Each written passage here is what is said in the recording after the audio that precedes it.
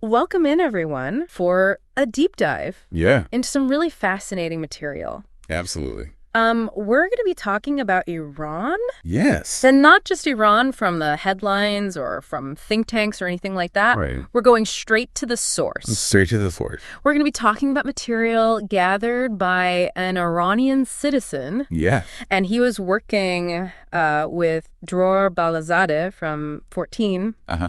And this Iranian citizen. Yeah, this Iranian citizen was driven by this desire for a free Iran.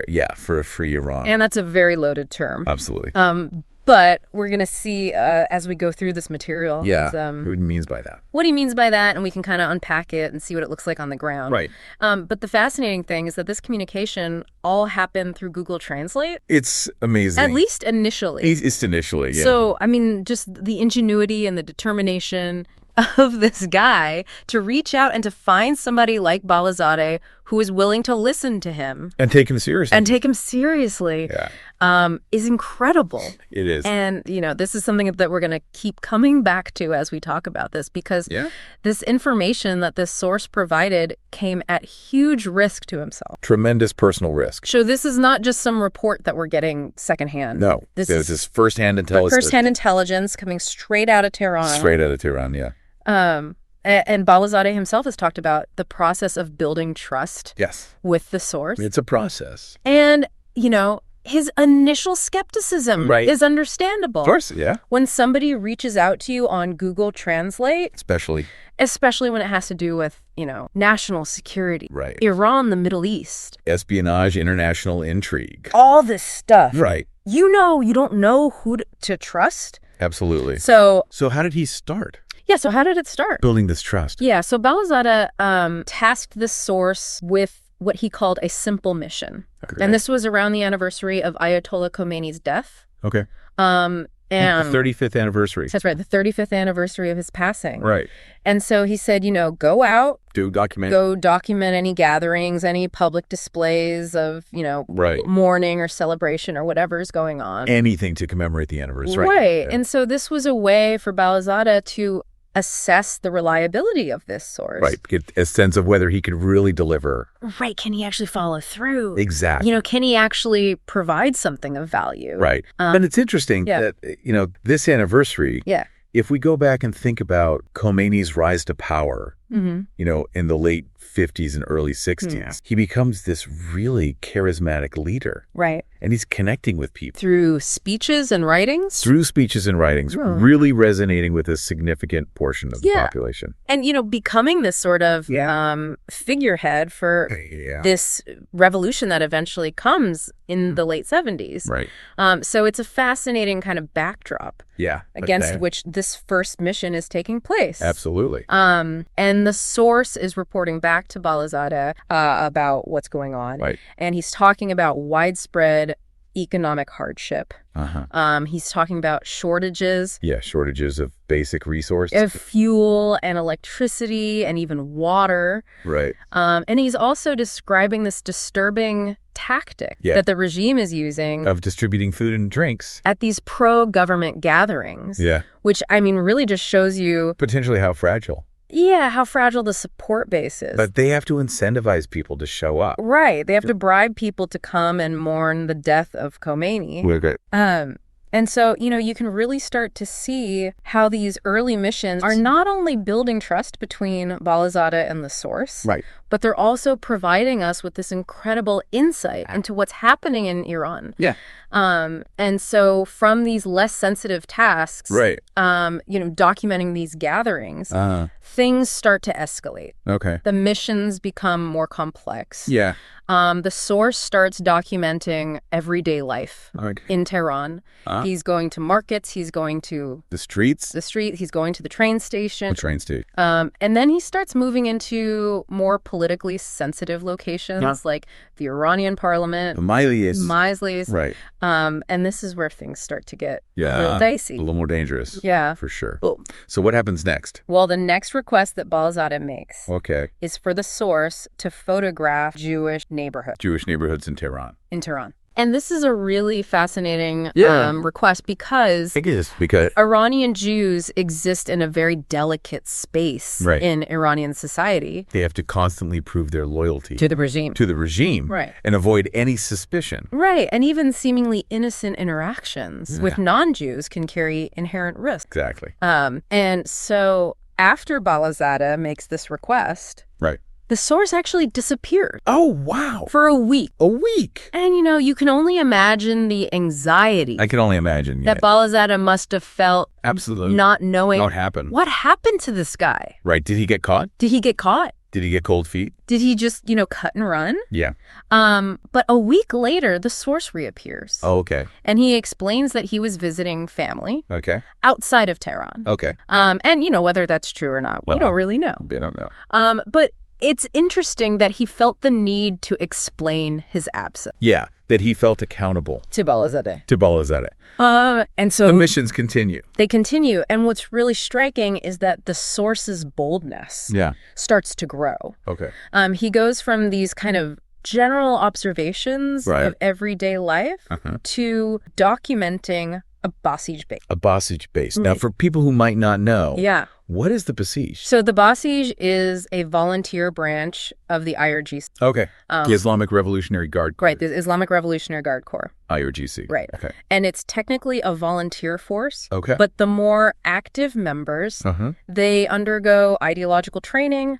They do military drills. Right. And they even receive instruction in suppressing protests. So they're not just like weekend warriors. They're really much closer to the actual IRGC. In terms of capability. Right, in terms of their mindset and their capabilities. Okay.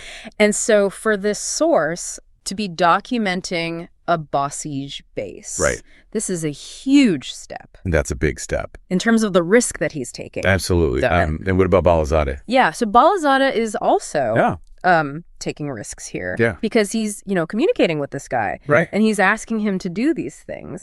And, he's putting himself out there as somebody who is willing to work with this source. And to take him seriously. Take what he has seriously. Right. Yeah. And so as this relationship develops. There's a real sense of trust that's built. Yeah, a real personal connection develops. Right. And in fact, at one point, the source actually speaks with Balzade's father as another way of kind of building trust. So he's bringing in his family. Right. Wow. And that's a huge gesture. It is. To show that he's serious, he's committed. And so this kind of paves the way for an even more significant and dangerous step. Okay. Balazade asks the source to photograph an IRGC Quds force. Oh, wow. Now. So this is huge. This is huge. The Quds Force is the primary arm of the IRG. Okay. That is responsible for operations. Outside of Iran. Right. And most importantly, it is the main force. That's working against Israel. That is actively working against Israel. Okay. And so to document a Quds Force base is incredibly dangerous. And yet he does it. The source succeeds. He pulls it off. Wow. And not only does he document the base itself, but he also manages to photograph a statue of Qasem Soleimani. Remind us. For those of you who don't know, Soleimani was the commander of the Quds Force. Right. He was killed by the U.S. in Baghdad in 2020. Right. A drone strike. Yeah, a drone strike. Right. And within regime circles, he is portrayed as a hero, a savior. Okay. But what's fascinating is that our sources indicate that a significant portion of the Iranian population actually viewed Soleimani with disdain. Oh, really? Yeah, they saw him as somebody who was wasting Iranian resources. On foreign conflicts? In places like Syria and Lebanon. Right. And so, this is really interesting because it shows you that there's this real internal division. Yeah, this real internal division within Iranian society. Right. And that the regime's narrative is not necessarily the same as shared by everyone. By the people. Right. And so what happens after this? The Quds Force base. The source moves on to document something even more sensitive. Okay, even more sensitive. A seemingly ordinary building in Tehran. But this building is actually a secret IRGC Quds Force headquarters. Wow, so a secret headquarters. A secret headquarters. In an ordinary building. Right. And it's being used to facilitate the transfer of weapons. To where? To Syria and Lebanon. Syria and Lebanon. Okay. So how are they doing that? So they're using the offices of commercial airlines. Commercial airlines. That are located within the same building. Wow. And at Tehran's airport. Wow. So it's like, it's like hiding in plain sight. Hiding in plain sight. Right under everybody's nose. And this is a really, it's a challenge for intelligence agencies. A huge challenge for these kinds of things. Because how do you find these dual use facilities that are embedded within civilian infrastructure? Right. And it's worth remembering that Iran has a long history of training militants in drone and missile technology. Right. This is not surprising. This is not coming out of the blue that they would be trying to transfer weapons. Right. They would be trying to transfer weapons to these groups. Right. But it's still really alarming. It is. And so the missions keep escalating. They keep escalating. Okay. And the next target is the IRGC's main headquarters. Wow. Okay. Which is known as the Kyria. The Kyria. And this is huge. This is huge. Balazade himself talks about how dangerous this is. Of course. And he compares it to a similar situation in Israel. Okay. He says, in Israel, if you were to photograph a sensitive site, you might get a verbal reprimand. A slap on the wrist? Right, a slap on the wrist. Okay. In Tehran. Yeah. If you're suspected of espionage, the consequences could be fatal. Could be fatal. You could be executed. Wow. And so for this source... to take on this mission is incredibly brave. Incredibly. But what's even more remarkable is that he succeeds. He succeeds again. He succeeds again. Wow. He documents the headquarters. Okay. And not only that, he also photographs the officers' living quarters. Oh. And in these living quarters, there are images of Khomeini and Khamenei, which really just confirms the identity of this building. Of the building. And its direct link to the highest levels of the regime. To the regime. So this guy is... This guy is providing real-time intelligence. Real-time intelligence. In the context of this growing shadow war between Israel and Iran. Between Israel and Iran. And it's not just... He's not physical locations. Taking pictures. Right. He's also recording conversations. And one of the conversations that he records is with an Iranian citizen. Okay. About these mysterious explosions at oil refineries. Oil refineries. Okay. And this is really fascinating. This is really fascinating because it gives you a glimpse into how these events are being perceived by the Iranian public. By the Iranian public. What does he say? So the interviewee in this recording describes widespread disruption. Okay. He talks about multiple buildings collapsing. Wow. He talks about casualties. Right. And he expresses a very strong suspicion that Israel is behind these. Israel is behind it. And he views these attacks as an attempt to destabilize Iran. Destabilize Iran. And to harm its people. Right. And there's this really poignant moment where he asks, what harm have Iranians caused Israel? Yeah, what harm have we caused them that they would do this to us? Right. Yeah. And so, this is it's a very telling question. Yeah, a very telling question because it shows you a particular perspective. On the conflict. On the conflict. Right. And it also shows you how... the regime's propaganda. Is shaping public opinion. Public opinion. So Balazade then asks the source... to investigate these explosions. The explosions at the oil refinery. Right. Oh. And initially, the source provides some external footage, but it doesn't really reveal much. Right. It's just from the outside. Right. Okay. But then, crucially, a second video emerges. Okay. And this video shows an air defense system. In close proximity. To the refinery. So they have... they have air defenses. Protecting a civilian facility. Interesting. And this suggests that even seemingly civilian infrastructure is considered a potential target. And is therefore protected by military assets. And it also connects with reports of Israeli airstrikes that have been targeting Iranian air defense system. Right. So there's this... Yeah, there's this ongoing back and forth. This tit for tat. Right. And then the source. The source is right in the middle of it. He's right in the middle of it. So what else does he do? Well, in what might be the most audacious act of all, the source records a conversation with an Iranian soldier. Near a targeted base. Near a base that was attacked. Well, and so he's talking to a soldier. Wow. And the soldier's assessment is that the Israeli military is far stronger than the Iranian military. And this kind of sentiment coming directly from a member of the Iranian armed forces is incredibly revealing. It is. Because it shows you that there's this awareness within the Iranian military that they are outmatched by Israel. Wow. And so, this is all really fascinating stuff. Incredible stuff. But let's shift gears slightly now. Right. Our sources also shed light on the 2018 Mossad option. A Mossad operation. To extract Iran's nuclear archive. From Tehran. So this was a huge intelligence victory. For Israel. Right. How did they pull this off? Well, apparently the Iranians were storing these incredibly sensitive documents. Right. In a very public warehouse. In southern Tehran. Why would they do that? It seems like a bizarre tactic. It does seem bizarre. But, maybe they thought that nobody would think to look there. Right. But the Mossad, they found it. And they extracted a huge amount of material. Something like 55,000 files. 55,000 files. On 183 CDs. 183 CDs. And so Balazade tasks our source with locating this warehouse. And documenting this warehouse.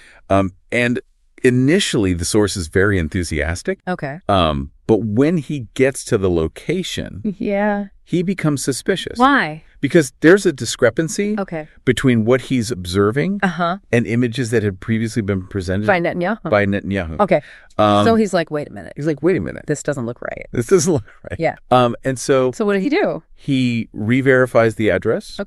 And he eventually manages to document the correct warehouse. By actually climbing over a gate. Wow. He's really going above and beyond. So this is a really significant piece of the puzzle. It is. Because it provides this tangible link. This tangible link to this operation. To this pivotal moment. Right. In the ongoing international efforts to understand and monitor Iran's nuclear ambitions. Exactly. And it's important to remember the historical context here. Yeah. Iran has been pursuing nuclear weapons for decades. And they've been doing it through this two-pronged approach.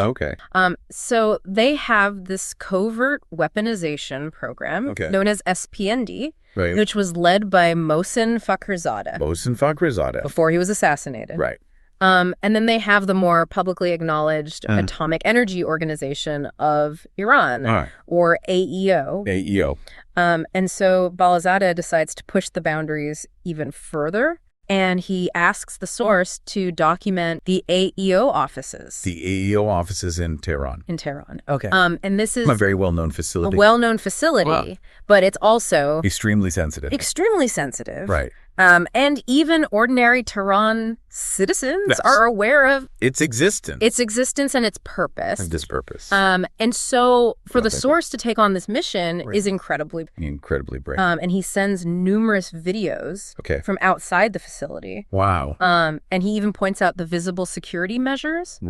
There are street cameras that are specifically positioned to deter photography. There are IRGC guards. So it's a very high-risk operation. But he pulls it off again. Wow. And this is really important because our sources suggest that the biggest Iranian deceptions that the biggest Iranian deception related to its nuclear program occur at the AEO headquarters. Reportedly occur at this AEO headquarters. Wow.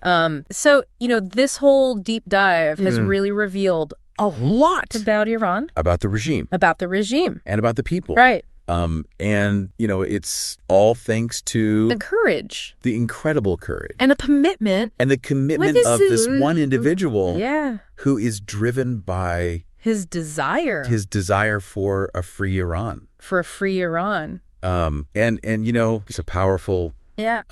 It's a powerful thing to think about. The risks that he took. The risks that he took. Right. To provide this information. Yeah, and the information itself. The information itself. Is so valuable. All right. So for you? Yeah, for you, the listener. The key takeaways from this deep dive are significant. They are. You've gained firsthand insights. Into the economic challenge. Within Iran. Right. You've seen... the methods that the regime uses. The methods that the regime reportedly uses. To maintain its grip on power.